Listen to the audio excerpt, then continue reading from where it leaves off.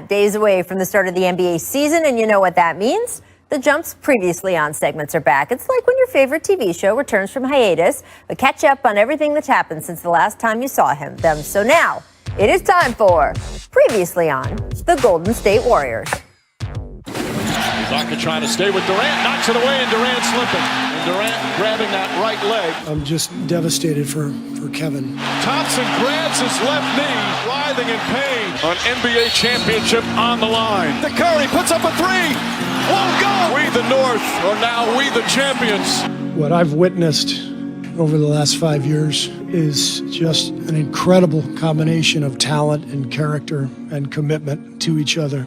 This just doesn't happen. A group of guys like this don't come around together and do what they did over the last 5 years. No word of warning of what's to come. Breaking news on the Jump free agency special. Kevin Durant is in fact headed to Brooklyn. It's hard to even picture what next year's team will look like. Curry. He's on that left wrist. The reality is we suck right now. Worst possible news for the Warriors. Klay Thompson has suffered a full tear of his right Achilles. It's going to be a tough year without him, and the next year, hope to have him back.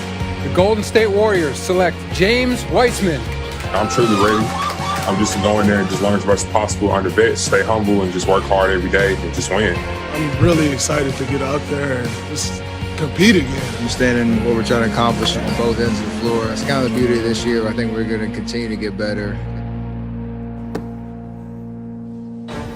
All right, so the cliffhanger for the Warriors is, of course, that season-ending Achilles injury for Klay Thompson. Nick, where would you say the Warriors stack up out west this season without Klay in the lineup for a second straight year? Rach, that's like the saddest soap opera I've ever seen. I'm I like know. 4 breakups in one montage. No. I don't think I can handle Producer it. But, Amina's in the control room. There's some Kleenex. I'm just saying. Go ahead. As far as this season, in a best-case scenario, I think this Warriors team is about a 5 or 6 seed. Steph is Steph. If he stays healthy, he's going to get a ton of points. He's going to be exciting as hell to watch. But the shooting around him, especially from distance, is concerning. Kelly Oubre and Andrew Wiggins have got to take their game to a different level. The Warriors love Wiseman, but I don't know how much higher they can go if everything stays on track more than a 5 or 6 seed. Well, Nick, I have to agree with you. I strongly believe, though, that the Warriors could finish in the top 5. When you look at what Steph is going to do this year, I feel like he's going to have an MVP-type season. Andrew Wiggins and Kelly Oubre is going to flourish well with the Warriors because of the culture, because of that veteran leadership in Steph Curry, and also Draymond Green. Draymond Green is going to come back feeling great now that he has some fresh bodies, some guys that can actually go out there and put the ball in the basket. And James Wiseman, Kevin Looney, they're going to be great for them also. So even Pascal. So I'm looking at this Warriors team, and they could finish top 5.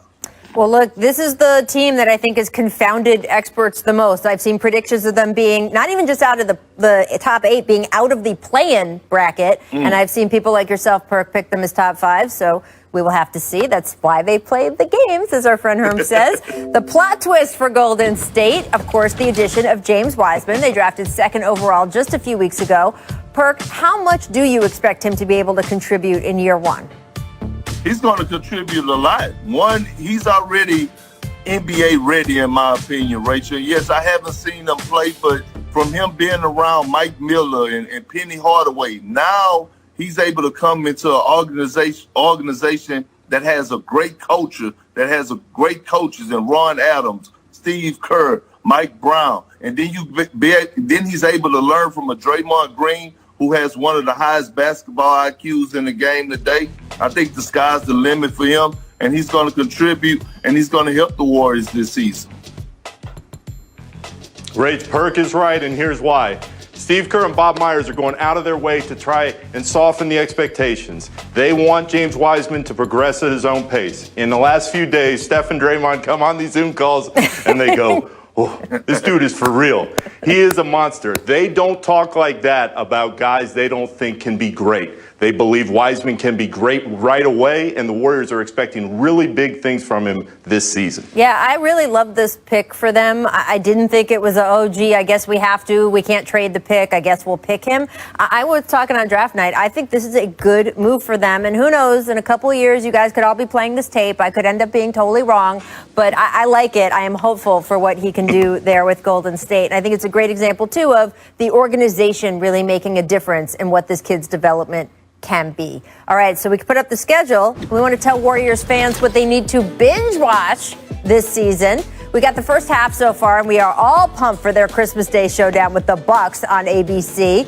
Steph Curry said, I guess I have to find some things to do on Christmas in Milwaukee. Yes, you do, Steph. Nick, what are your expectations for their opening night matchup with KD, though, and the Nets?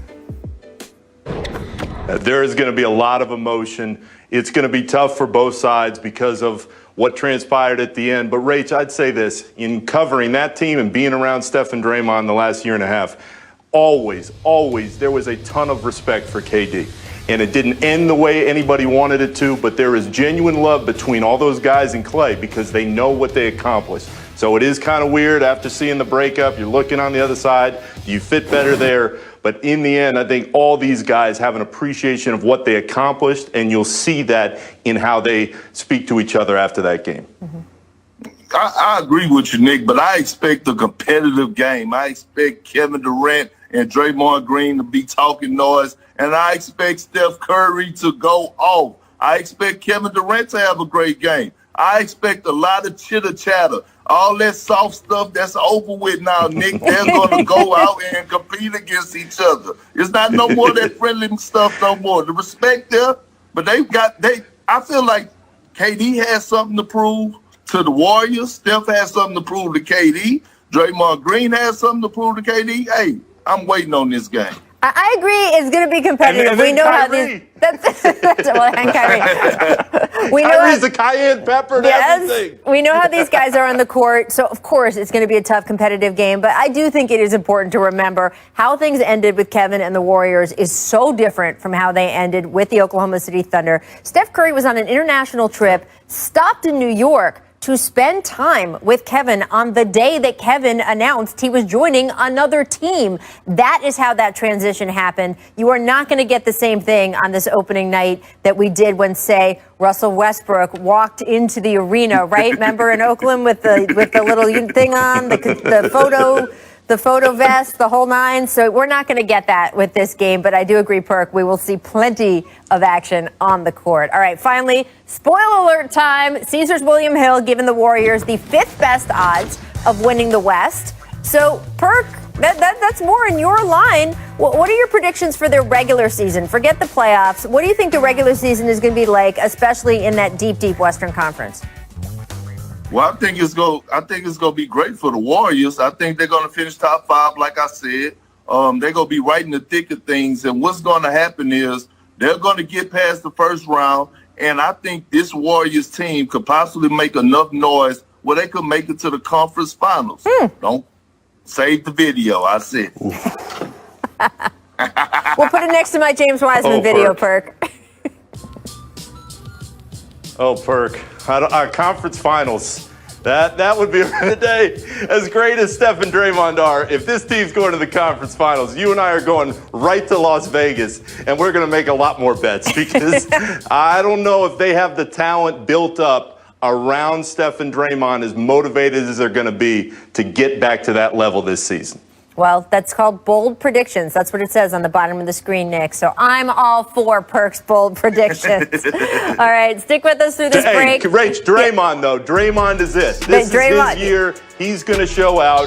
He knows that he's got to be the person that is the emotional engine for that group, and he knows everybody's writing him off. Because your hands were cold? Oh, man, I couldn't find gloves to fit me. Kendrick, you got to feel bad for Kawhi not being able to put his hands in his pockets, right? No, he's able to get that money. He's able to count that money with them big hands, right? The money can keep those hands warm, Rach. I'm just saying, everybody has a plate. Everybody. And Kawhi's is that he cannot wear gloves.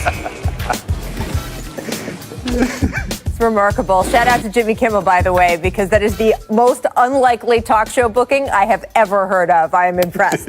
Welcome to The Jump. I'm Rachel Nichols. Today, I am joined by NBA champ Kendrick Perkins and our insider Warriors reporter Nick Friedel. Thank you both for stopping by. Coming up, we had great dunk reaction from an opposing bench last night. So our staff cooked up a medley of the best opposing bench reactions all time. You are not going to want to miss that. First, though, back-to-back MVP Giannis Antetokounmpo has achieved a lot in his 7-year career, but what has eluded him so far? Even a crack at an NBA title. And he made it very clear in talking to reporters yesterday that he intends to change that over the life of this new 5-year extension he just signed with the Bucks. Take a listen. I want to be here. I want to help my teammates. I want to help this organization win a championship. I want this organization and my teammates to help me win the championship. Obviously, it goes both ways. But as I said, like I try to keep it away from my head. Like, it puts a lot of pressure in athletes, and he gave me headache all summer. Like, people asking me and people talking about me. You know, I just wanted to be left alone. I knew what I wanted in my head. I knew that the goal is to win a championship, and I knew that here we have a chance to win a championship. You know, I think we got better as a team, and we're going to continue to get better. And there's always a chance. You know, there's always a chance to win a championship here. Perk, you heard him repeat that word, championship, over and over. Do you believe Giannis and the Bucks will get it done sometime in these next 5 years?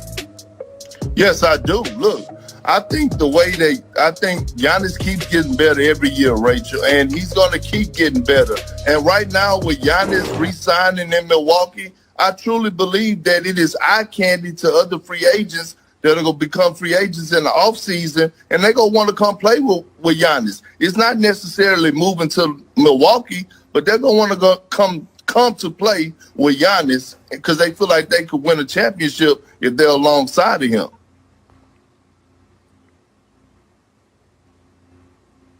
Rach, I still have serious doubts. And Perk, I think the Bucks are in a much better place than they were a couple months ago, getting Eric Bledsoe out, bringing Drew Holiday in. That is a huge upgrade. But I don't know if Mike Budenholzer is the coach that's going to help them get over the hump. And I still have questions about Giannis in the postseason. When you watch Giannis against the Miami Heat, and they built that wall, and Jimmy Butler's on him, and Bam Adebayo's on him, I just don't know, even with this move over the last couple of weeks, if they have enough on the roster right now. I've always loved Giannis. I think he can get better. Chris Middleton is a hell of a player. But unless Holiday can raise the level of his game to a different point than we've seen, I still don't know if Milwaukee can both get into the finals out of the East and then get whoever comes out of the West. That's really such an important point about getting to the finals at all, because Kevin Durant is in the conference now. That's just a game changer, right? So if Kevin Durant turns into the Kevin Durant of old, and he's got Kyrie Irving with him, and also when you talk about recruiting, guys, Kyrie and KD are trying to recruit future free agents and guys to come play in Brooklyn. And Milwaukee, of course, a smaller market. But Giannis is a big draw. I would want to go play with that guy. It is going to be a challenge. And you, of course, then have the gauntlet in the West with all the strength out there as well. We will see. Here's what I know. The part that's on Giannis to get better himself, the way, Nick, you were talking about, I have faith that that will happen. And then we'll have to see where the other chips fall. Let's move on to James Harden, though, guys, because his saga with the Rockets, still there. Yesterday, our Tim McMahon published a really interesting piece with some behind-the-scenes details of Rockets culture the past few years. McMahon spoke to former Rockets staffers.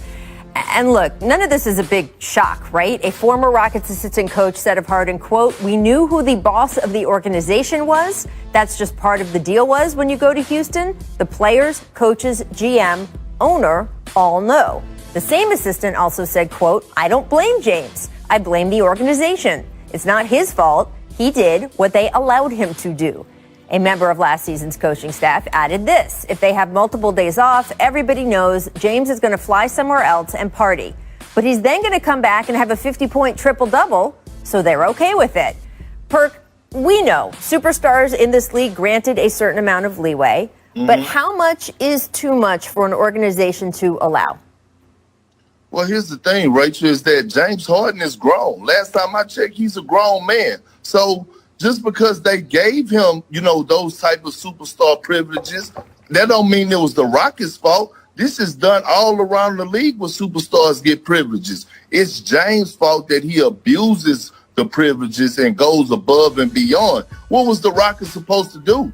Fine them, suspend them? He's the guy that's been leading the league in scoring for the last 3 years, an MVP candidate, a guy who's was almost close to averaging a triple-double. James Harden, what do ownership or the front office is supposed to tell James? Don't do this, we're going to fine you, and he's coming back and delivering on the court. James has to be to blame for this.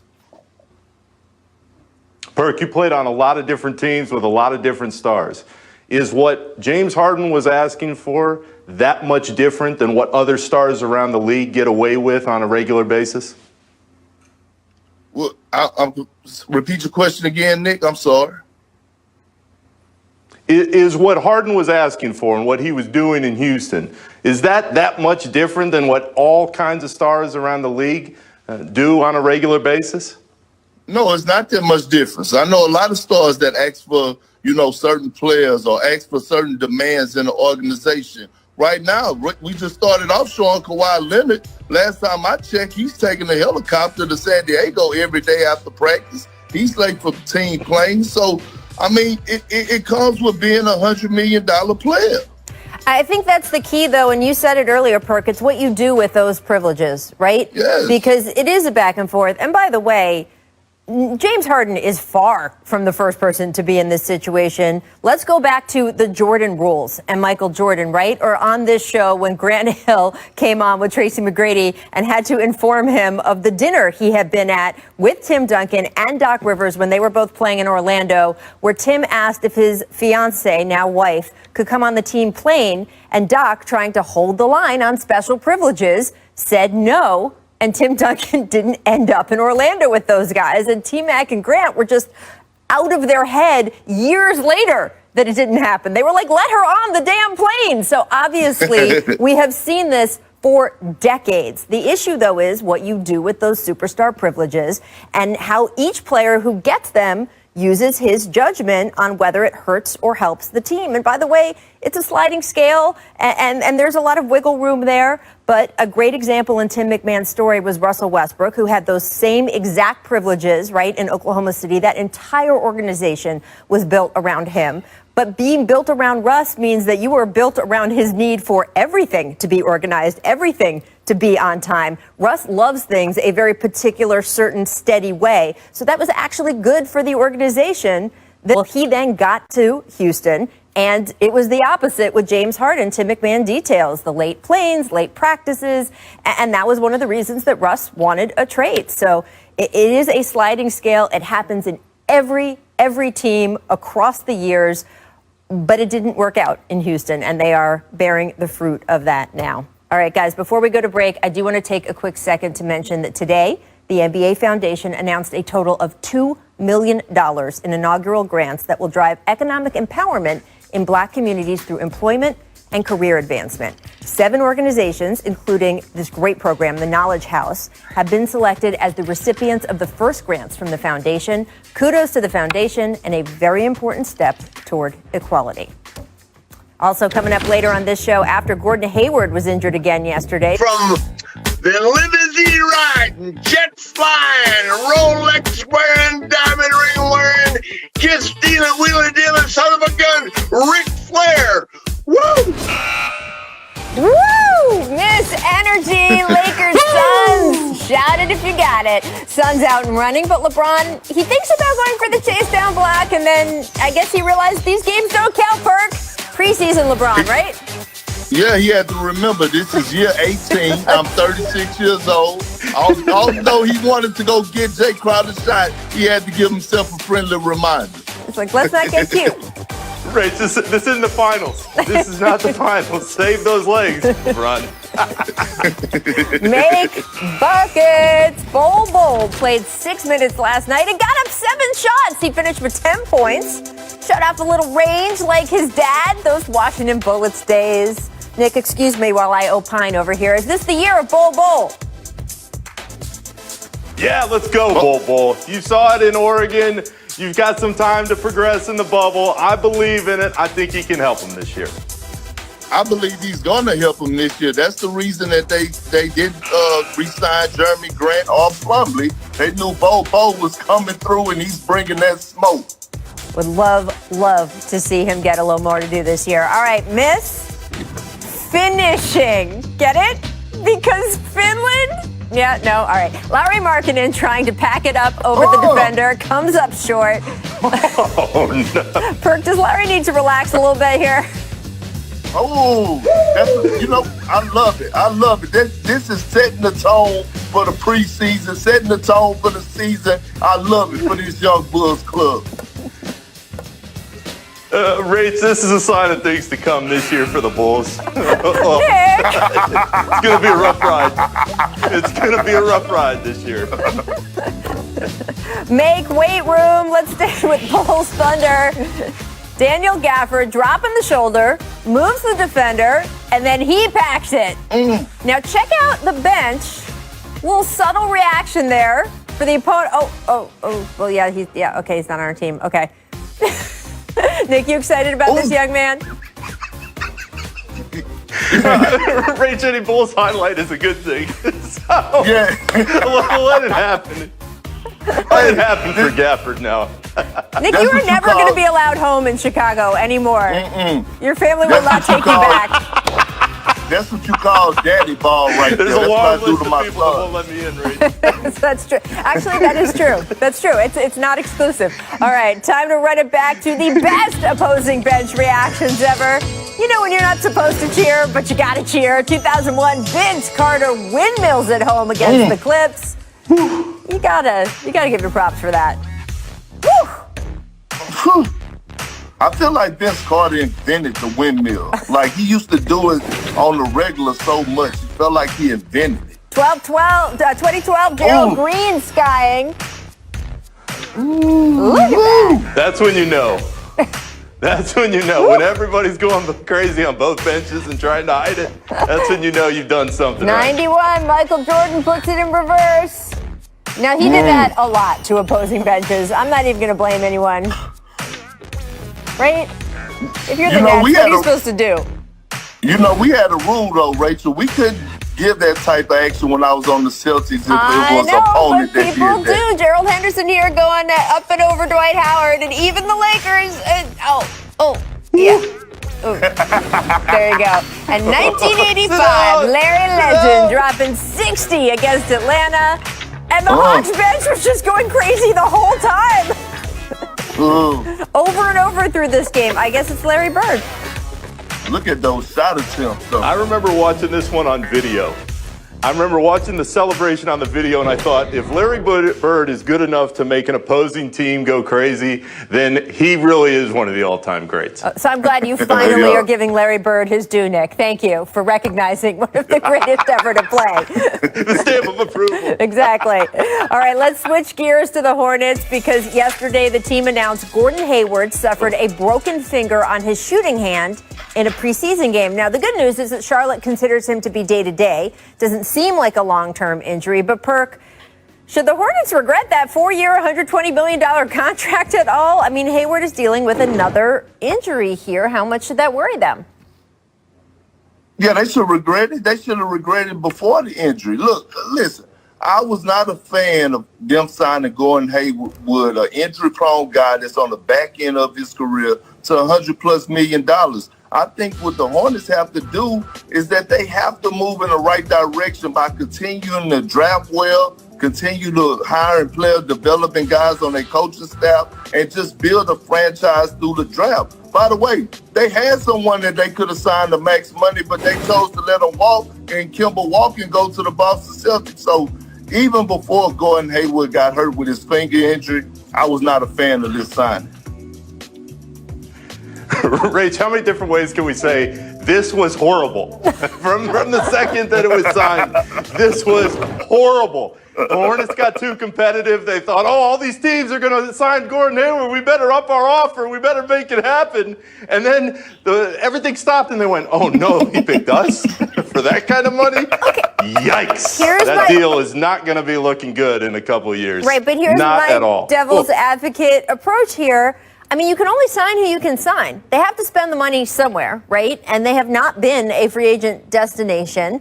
And if they didn't offer him that money, there was a good chance he would have stayed in Boston. They would have still given that money out, but to lesser players. I'm trying. How's that going? How did that sound? No? Nothing? Not good? No. All right. I tried. No. Rach, it's so bad. This is so bad in so many ways. I mean, it didn't make sense at all. I was wondering, I said to myself, why? Oh, Charlotte. Why, Mike? We'll continue this conversation off the air. Coming up in this show, please stick around. I sat down with Clippers owner Steve Ballmer. This was a really great conversation. You're not going to want to miss it. Yes, we talked about what happened in the bubble. Believe me, he was upset as everybody else was. And the future of the team as they move to Inglewood, trying to uplift the franchise. Stick around. You're watching and the Mavs taking on CP3 and the Suns. That is a good basketball game. So Steve Ballmer, one of the most enthusiastic team owners you will ever see in any sport on any sideline, we got the chance to sit down to talk about how he got that way, the Clippers' experience in the bubble, and the difficulty of parting ways with Doc Rivers. We also talked about the Clippers' new arena. Here's our full conversation. Steve Ballmer. The road of going to a championship is hard. As a pair and as a duo, and it has to start with us. I'm ready to dive right into this and give everything I have. This is going to be an unprecedented season. What does it feel like to you to be starting up again? I'll tell you the craziest thing. I went to our first preseason game. I sat in that arena. You're used to, 19,000 strong, pumping and thumping. And I was sitting, 15, 20 feet from the court by myself. You're kind of lonely in that little seat. I mean, it just feels crazy to be in there. And of course, you got to think about the disease, but the experience, I think, will be a little crazier maybe even than the bubble, because the arenas are so much bigger. We are used to seeing you as one of the most demonstrative owners in the league. You're on the sidelines. Last year during the season opener, you cheered so much you actually tore a hole in your shirt, which was amazing. I was fascinated to learn, though, that this wasn't always your personality. I read an article talking about how you used to hyperventilate before Hebrew school because the idea of speaking aloud in front of the whole class was you were so shy. It was so off-putting to you. How did you get from there to here? That's a really good question. No, I was super shy as a kid. When I took my first job, my guy started the same day. He described it this way: "Hi, I'm Steve Ballmer, and my hand's all sweaty. I'm good to meet you." Business school. That was you? That was me. Business school. I remember the first time I talked in a business school class. It was like, I could barely get the words out. But once I sort of build my momentum, get comfortable, and I would say it was even the same way when I bought the Clippers. I wasn't going to just, I could be enthusiastic. That's fine. But, I had to learn my rhythm with the players. I had to learn my rhythm with the coaching staff. They all flow pretty freely now. But yeah, I was a little shy to start that too, Rachel. It's been such a short offseason. The bubble is very fresh. Patrick Beverley had a quote the other day. He said, "Everyone around here is pissed off, which is good." Do you get that same sense? Yeah, I mean, look, nobody liked the way our season ended. Nobody did. There's no antidote. Just being randomly angry doesn't do anything. It's crazy. I think there's a variety of ways people deal with adversity. One is to go put your head in the sand and deny. One is to get timid. That's not our guys. I think our guys say, okay, we're not happy, but we're all about getting better. How do we get better? How do we get better? How do we get better? You didn't experience what happened in the bubble from afar. You were down in Orlando for weeks and weeks at a time leading up to that Game 7 in the second round. What did it feel like for you to be sitting in the building and watching those last minutes tick off the clock? I missed not 1 minute of anything in the bubble until the last 40 seconds, and I just couldn't stand it. I got up 40 seconds. Did you leave into the concourse? 40 seconds, I left, and then I saw the Crockies, and I went over and congratulated them, and the game ended. Coaches are the fall guy, and sometimes it's not warranted. Steve Ballmer decided we need a fresh start, and look, that's a brave, bold move. Paul George and the Clippers have agreed to add 4 years to his contract. Last season didn't end. The playoffs didn't go the way they wanted them to go, and certainly there's a lot on Kawhi Leonard and Paul George with a new head coach in Ty Lue to get this figured out. I'm interested, especially your approach to this, because you come from the tech world, you helped build Microsoft. How did that experience affect the way you approached the NBA team, especially this offseason? In the tech world, you have version updates. Okay, what's a version update? Well, we can do a major upgrade in the summer, and we can do a minor upgrade at the trade deadline. Right. So you think about things in a little bit different perspective. Sports is more final. Tech, you could say, we'll improve the product next release. Every 24 seconds. You know how you stand. Every game, every season, and there's no, hey, I'll make it up in the future. Mm-hmm. It's all even more accountable. Doc Rivers had been with the team since you bought it, and really a key point of contact for you. How hard was it to decide you guys should part ways? That was very hard. I mean, Doc, I would call my mentor in the league. I don't know what it's like for most people when they first come in and as governors, but I didn't know what I was doing.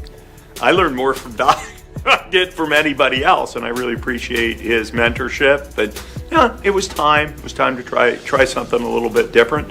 And I respect Doc a ton. I like Doc a ton. I learned a ton. And except when the Clippers play the 76ers, I wish them a lot of luck. You're also trying to improve the team by building a new arena. Why is it so important to you that you have your own place? We need our own home. I mean, this is a crazy place. People who spend time in LA, fine. I grew up in Detroit and Seattle. There was one Pistons. There was one Supersonics. There was no contention to be the basketball team in town. Well, here there is. We need our home, our identity, our personality. And I will say, you didn't ask the state or city for money. You guys are spending the money for this. Do you feel it's going to fundamentally change who the Clippers are in Los Angeles? I think it takes a lot of things for us to fundamentally change who we are. I mean, not any one thing. I think it'll be another significant milestone. But we've got to win. I mean, the arena too. But, people want, it's winners that transform the legacy of the team, what the team really stands for. And it'll be a step. But the big step, we'll be getting our hands on one of those pretty little trophies. Thanks so much to Steve Ballmer for his time. I thought that was exceptional. I really enjoyed that conversation.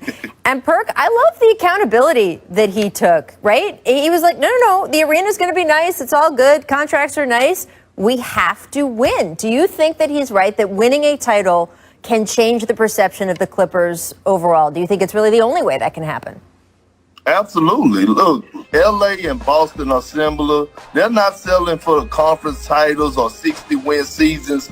They want championships. The Los Angeles is spoiled, and it's because of the Lakers. But Steve Ballmer is right. In another instance, they have to win because they have to worry about Kawhi Leonard. He hasn't signed a contract extension yet, and here he is. He's going to be coming up with a player option after this year, so he's right. They have to win, and they have to win big.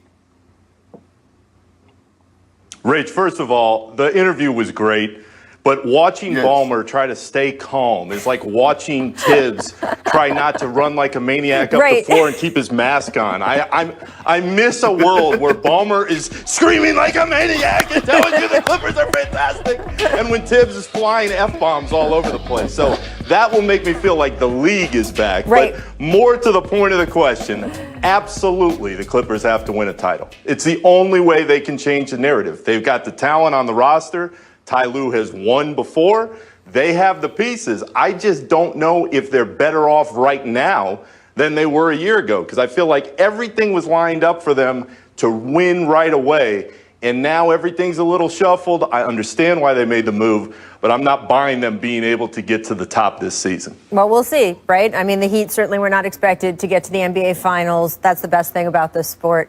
We don't know I was going to say October, but it's December, but this year, whatever. We don't know in the preseason what is going to happen. I love the part where he talked about being shy. That blew me away, that he said that he used to hyperventilate before he had to even speak in class, and now look at him. I can certainly say the Clippers are better off than they were 6 years ago when he bought them. Absolutely. What an evolution for that team, and that journey continues. Thank you very much to Steve for sitting down with us. Coming up, we're going to talk a little Steph Curry. So much on his shoulders this season, especially without Klay Thompson. Where do the Dubs stack up in the West? Hey, good thing we have our